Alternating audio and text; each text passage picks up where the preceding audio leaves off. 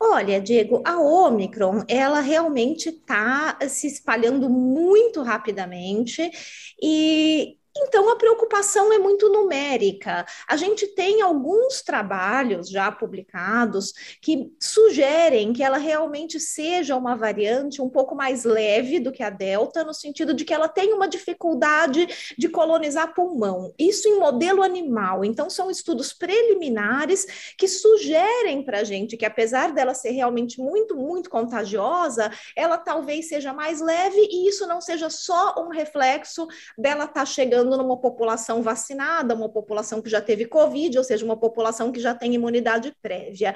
Ao mesmo tempo, existe uma questão numérica que preocupa, porque mesmo que ela seja ligeiramente menos patogênica do que a Delta, ou seja, que ela cause menos doença grave, isso você tem uma questão estatística, ela se espalha tanto, ela contamina tanto, que no fim das contas você vai ter muita gente realmente adoecendo, muita gente que pode ficar com doença grave e pode precisar de hospitalização.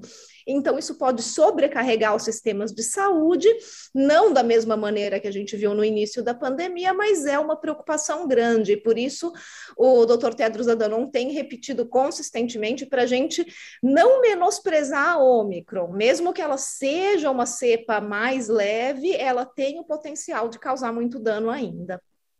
Eu ouvi uma entrevista que foi dada, inclusive, para canais de Portugal, de especialistas, colegas da senhora, que, enfim, repercutem, trazem de volta um discurso que a gente ouviu muito aqui no Brasil, que é aquele enfim, que todo mundo deveria se contaminar para a gente pegar, de uma certa maneira, imunidade. E aproveitar essa cepa, porque como ela não é tão letal, quer dizer, os sintomas são mais leves, seria uma oportunidade para que isso ocorresse. Quero ouvi-la sobre esse assunto para a gente trazer também outro olhar sobre isso, né? Diego, o que cria imunidade de rebanho é vacina. E a gente tem. A gente tem vacinas, a gente precisa vacinar o mundo e não deixar o mundo inteiro doente. E olha, falando de uma pessoa que teve Ômicron aqui recentemente, eu peguei aqui em Nova York, não é uma doença agradável, tá, gente? Mesmo quando ela é leve, eu estava vacinada, então eu tive sintomas considerados leves a moderados, mas é um negócio que te derruba. Eu fiquei uma semana bastante mal em casa, o meu olfato não voltou até agora, já faz um mês.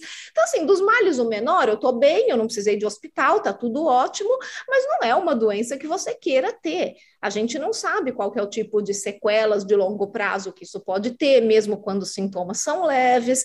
Então, se a gente tem vacinas e a gente pode prevenir, por que que a gente vai arriscar uma estratégia estapafúrdia de falar, oba, vamos todo mundo pegar vacina natural? Não, né, gente? A gente tem vacinas, a gente tem alternativas. Então, vamos usar as vacinas que a gente tem, porque a gente ainda não sabe, inclusive, como que essa cepa se comporta numa população de não vacinados.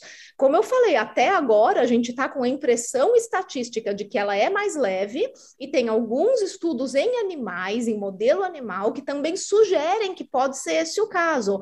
Mas a verdade é que a gente ainda não tem dados suficientes para dizer como que ela se comporta numa população de não vacinados, qual que é o grau de doença que ela pode dar, qual que é o nível de hospitalização, o número de mortes. Então, vamos com calma. Eu acho que até agora as notícias, assim, até que são encorajadoras. Tem um trabalho recente também que saiu essa semana que deu aí uma luz de esperança nesse sentido, que mostra que a Omicron protege contra a Delta. Apesar das cepas anteriores não nos protegerem de ter infecção com a Omicron, o contrário parece acontecer. Quem tem Omicron parece estar mais protegido de pegar uma Delta ou pegar uma das cepas anteriores que porventura ainda estiverem circulando. Mas vamos colocar o pé no freio e vamos com calma, porque a prioridade é vacinar o mundo inteiro e não deixar o mundo inteiro doente.